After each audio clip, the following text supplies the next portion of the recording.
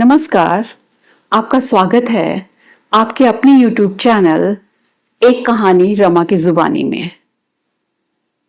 मैं रमा हर सप्ताह एक कहानी या कविता के साथ प्रस्तुत होती हूँ। तो इसी श्रृंखला को आगे बढ़ाते हुए आज मैं प्रेमचंद जी की बहुत ही प्रसिद्ध कहानी पूस की रात के साथ प्रस्तुत हूं। तो आइए सुनते हैं कहानी पूस की रात। हल्कू ने आकर स्त्री से कहा, सहना आया है, लाओ, जो रुपए रखे हैं उसे दे दूं, किसी तरह गला तो छूटे। मुन्नी झाड़ू लगा रही थी, पीछे फिरकर बोली, 3 ही तो रुपए हैं, दे दोगे तो कंबल कहां से आएगा? माघ पूस की रात हार में कैसे कटेगी? उससे कह दो फसल पर रुपए दे देंगे, अभी नहीं। हल्कू का एक क्षण अनिश्चित दशा में खड़ा रहा। पूस सिर पर आ गया है, कंबल के बिना हार में रात को वह किसी तरह नहीं रहा जा सकता। मगर सहना मानेगा नहीं, घुड़कियां जमावेगा, गालियां देगा। बला से जाड़ों मरेंगे, पर बला तो सिर से टल जाएगी। यह सोचता हुआ वह अपना भारी भरकम डील लिए हुए स्त्री के समीप आ गया और खुशामद करके बोला, ला दे दे, गला तो छूटे, कम्बल के लिए कोई दूसरा उपाय सोचूंगा। मुन्नी उसके पास से दूर हट गई और आंखें तरेड़ती हुई बोली, कर चुके दूसरा उपाय, जरा सुनूं, कौन उपाय करोगे? कोई खैरात में दे देगा कंबल? न जाने कितनी बाकी है जो किसी तरह चुकने ही नहीं आती है। मैं कहती हूं, तुम क्यों नहीं खेती छोड़ देते? मर मर कर काम करो, उपज हो तो बाकी दे दो। चलो छुट्टी हुई, बाकी चुकाने के लिए ही तो हमारा जन्म हुआ है। पेट के लिए मजदूरी करो, ऐसी खेती से बाज आए। मैं रुपए न दूंगी। हल्कू उदास होकर बोला, तो क्या गाली खाऊं? मुनि ने तड़प कर कहा, गाली क्यों देगा, क्या उसका राज है?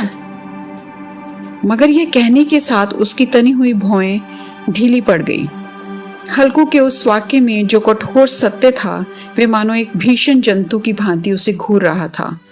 उसने जाकर आले पर से रुपए निकाले और लाकर हल्कू के हाथ पर रख दिए। फिर बोली, तुम छोड़ दो अब की बार से खेती। मजूरी में सुख से एक रोटी खाने को तो मिलेगी, किसी की धौंस तो ना रहेगी। अच्छी खेती है, मजूरी करके लाओ, वह उसी में झोंक दो, उस पर से धौंस। हल्कू ने रुपए ले लिए और इस तरह बाहर चला मानो अपना हृदय निकाल कर देने जा रहा हो। उसने मजूरी से एक एक पैसा काट कपट कर 3 रुपए कम्बल के लिए जमा किए थे। वे आज निकले जा रहे थे। एक एक पग के साथ उसका मस्तक अपनी दीनता के भार से दबा जा रहा था। पूस की अंधेरी रात, आकाश पर तारे ठिठुरते हुए मालूम होते थे। हल्कू अपने खेत के किनारे ऊख के पत्तों की एक छतरी के नीचे बांस के खटोले पर अपनी पुरानी गाड़ी के चद्दर ओढ़े कांप रहा था। खाट के नीचे उसका संगी कुत्ता जबरा पेट में मुंह डाले सर्दी से कूं कूं कर रहा था। 2 में से एक को भी नींद न आती थी। हल्कू ने घुटनियों को गर्दन से चिपकाते हुए कहा, क्यों जबरा, जाड़ा लगता है? कहता तो था घर में पुआल पर लेट रहूंगा, तो क्या लेने आए थे? अब खाओ ठंड, मैं क्या करूं? जानते थे मैं यहाँ हलवा पूरी खाने आ रहा हूं? दौड़े दौड़े आगे आगे चले आए, अब रो नानी के नाम को। जबरा ने बड़े बड़े दुम हिलाए और अपनी कूकू को दीर्घ बनाता हुआ हर बार जम्हाई लेकर चुप हो गया। उसकी श्वान बुद्धि ने शायद ताड़ लिया, स्वामी को मेरी कूकू से नींद नहीं आ रही है। हल्कू ने हाथ निकालकर जबरा की ठंडी पीठ सहलाते हुए कहा, कल से मत आना मेरे साथ, नहीं तो ठंडे हो जाओगे। यह रांड पछुआ न जाने कहां से बर्फ लिए आ रही है। उठूं, फिर एक चिलम भरूं, किसी तरह रात तो कटे। 8 चिलम तो पी चुका। यह खेती का मजा है। और एक एक भगवान ऐसे पड़े हैं जैसे उनके पास से जाड़ा जाए तो गर्मी से घबराकर भागे। मोटे मोटे गद्दे, लिहाफ, कंबल, मजाल है जाड़े का गुजर हो जाए। तकदीर की खूबी है, मजूरी हम करें, मजा दूसरे लूटें। हल्कू उठा और गड्ढे में से जरा सी आग निकाल कर चिलम भरी। जबरा भी उठ बैठा। हल्कू ने चिलम पीते हुए कहा, पिएगा चिलम? जाड़ा तो क्या जाता है, जरा मन बहल जाता है। जबरा ने उसके मुंह की ओर प्रेम से छलकती हुई आंखों से देखा। हल्कू, आज और जाड़ा खा ले, कल से मैं यहाँ पुआल बिछा दूंगा, उसी में घुस कर बैठना, तब जाड़ा ना लगेगा। जबरा ने अगले पंजे उसकी घुटनियों पर रख दिए और उसके मुंह के पास अपना मुंह ले आया। हल्कू को उसकी गर्म सांस लगी। चिलम पीकर हल्कू फिर लेटा और निश्चय करके लेटा कि चाहे कुछ भी हो अब की सो जाऊंगा। पर एक एक क्षण में उसके हृदय में कंपन होने लगा। कभी इस करवट लेटता, कभी उस करवट, पर जाड़ा किसी पिशाच की भांति उसकी छाती को दबाए हुए था। जब किसी तरह ना रहा गया तो उसने जबरा को धीरे से उठाया और उसके सिर को थपथपाकर उसे अपनी गोद में सुला लिया। कुत्ते की देह से जाने कैसी दुर्गंध आ रही थी, पर वह उसे अपनी गोद से चिपटाए हुए ऐसा सुख का अनुभव कर रहा था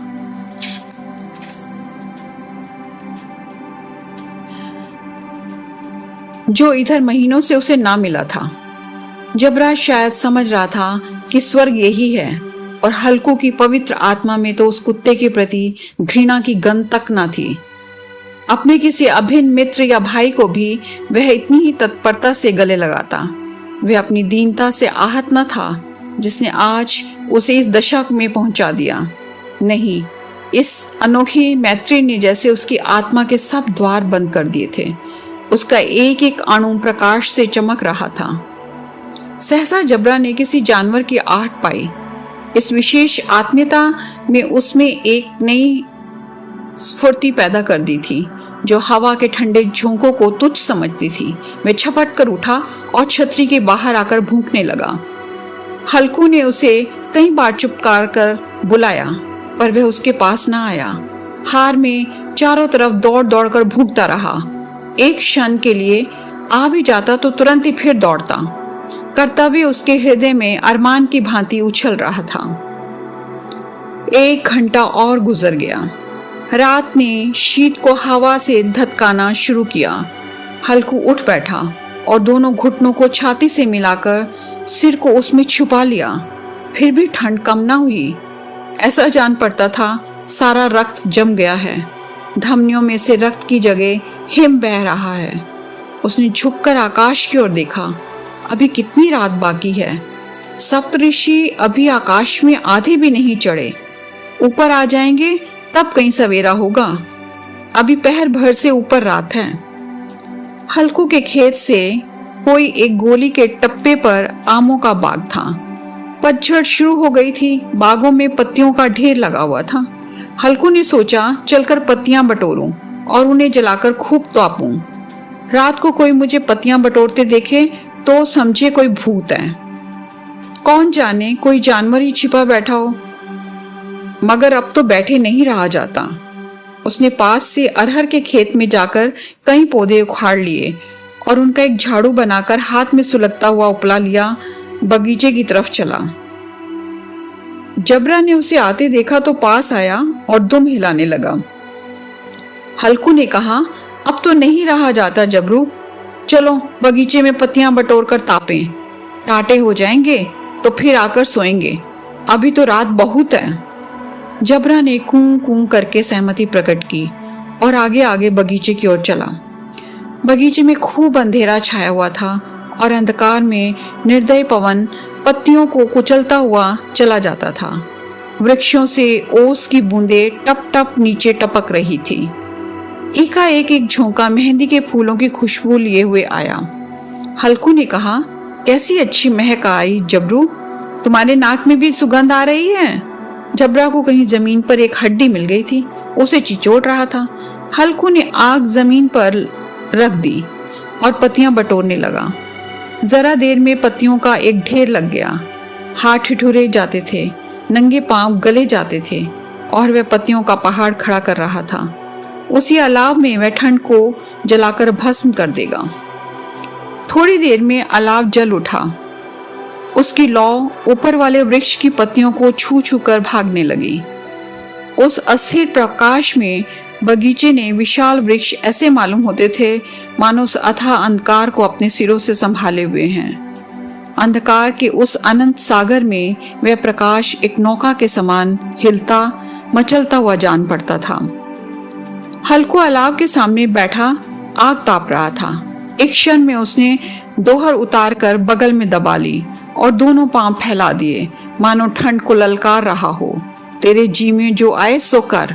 ठंड की असीम शक्ति पर विजय पाकर वह विजय गर्व को हृदय में छिपा न सकता था। उसने जबरा से कहा, क्यों जब्बर, अब ठंड नहीं लग रही? जबरा ने कूं कूं करके मानो कहा, अब क्या ठंड लगती ही रहेगी। पहले से यह उपाय ना सूझा। नहीं, इतनी ठंड क्यों खाते? जबरा ने पूंछ हिला दी। अच्छा आओ, इस अलाव को कूद कर पार करें, देखिए कौन निकल जाता है। अगर जल गए बचा तो मैं दवा ना कराऊंगा। जबरा ने उस अग्नि राशि की ओर कातर दृष्टि से देखा। मुन्नी को कल ना कह देना, नहीं तो लड़ाई करेगी। यह कहता हुआ वह उछला और अलाव के ऊपर से साफ निकल गया। पैरों में जरा लपट लगी पर वह कोई बात न थी। जबरा आग के इर्द गिर्द घूमकर उसके पास आ खड़ा हुआ। हल्कू ने कहा, चलो चलो ऊपर से कूद कर जाओ। वह फिर कूदा और अलाव के इस पार आ गया। पत्तियां जल चुकी थी। बगीचे में फिर अंधेरा छाया हुआ था। राख के नीचे कुछ कुछ आग बाकी थी जो हवा का झोंका आ जाने पर जरा जाग उठती थी, पर एक क्षण में फिर आंखें बंद कर लेती थी। हल्कू ने फिर चादर ओढ़ ली और गर्म राख के पास बैठा हुआ एक गीत गुनगुनाने लगा। उसके बदन में गर्मी आ गई थी, पर ज्यों ज्यों शीत बढ़ती जाती थी उसे आलस से दबाए लेता था। जबरा जोर से भूंग कर खेत की ओर भागा। हल्कू को ऐसा मालूम हुआ कि जानवरों का एक झुंड उसके खेत में आया है। शायद नीलगांव का झुंड था। उनके कूदने दौड़ने की आवाजें साफ कान में आ रही थी। फिर ऐसा मालूम हुआ कि वह खेत में चर रही हैं। उनके चबाने की आवाज चर चर सुनाई देने लगी। उसने दिल में कहा, नहीं, जबरा के होते कोई जानवर खेत में नहीं आ सकता। नोच ही डाले, मुझे भ्रम हो रहा है। कहा, अब तो कुछ नहीं सुनाई देता, मुझे भी कैसा धोखा हुआ। उसने जोर से आवाज लगाई, जबरा जबरा। जबरा भूखता रहा, उसके पास ना आया। फिर खेत के चरे जाने की आहट मिली। अब वह अपने को धोखा ना दे सका। उसे अपनी जगह से हिलना जहर लग रहा था। कैसे दंदाया हुआ था। इस जाड़े पाले में खेत में जाना, जानवरों के पीछे दौड़ना असूझ जान पड़ता था। वह अपनी जगह से ना हिला। उसने जोर से आवाज लगाई, लिहो लिहो लिहो। जबरा झूंक उठा। जानवर खेत चर रहे थे। फसल तैयार थी। कैसी अच्छी खेती थी, पर ये दुष्ट जानवर उसका सर्वनाश किए डालते हैं। हल्को पक्का इरादा करके उठा और 2-3 कदम चला, पर एकाएक हवा का ऐसा ठंडा चुभने वाला बिच्छू के डंक का सा झोंका लगा कि वह फिर बुझते हुए अलाव के पास आ बैठा और राख को कुरेद कर अपनी ठंडी देह को गरमाने लगा। जबरा अपना गला फाड़े डालता था। नील गाय खेत का सफाया किए डालती थी और हल्कू गर्म राख के पास शांत बैठा हुआ था। अकर्मण्यता ने रस्सियों की भांति उसे चारों तरफ से जकड़ रखा था। उसी राख के पास गर्म जमीन पर वह चादर ओढ़कर सो गया। सवेरे जब उसकी नींद खुली तब चारों तरफ धूप फैली हुई थी और मुन्नी कह रही थी, क्या आज सोते ही रहोगे?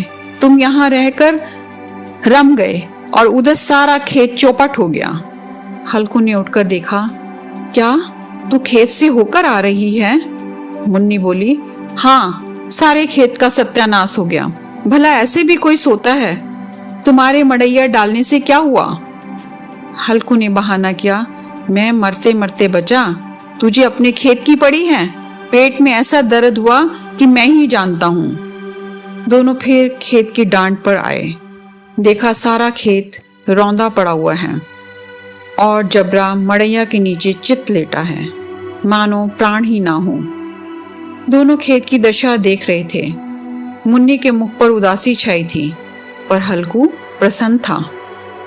मुन्नी ने चिंतित होकर कहा, अब मजूरी करके मालगुजारी भरनी पड़ेगी। हल्कू ने प्रसन्न मुख से कहा, रात की ठंड में यहाँ सोना तो ना पड़ेगा ना। तो ये थी कहानी पूस की रात। उम्मीद है आपको पसंद आई होगी। अगर पसंद आई हो तो कमेंट सेक्शन में प्लीज जरूर बताइएगा और इसे लाइक और शेयर करना भी ना भूलें। चैनल को भी ज्यादा से ज्यादा सब्सक्राइब करें ताकि हम नई नई कहानियां और कविताएं आपके लिए ला सके। तो मिलते हैं अगले सप्ताह एक नई कहानी या कविता के साथ। तब तक के लिए दीजिए आज्ञा और अपना रखिए ढेर सारा ख्याल।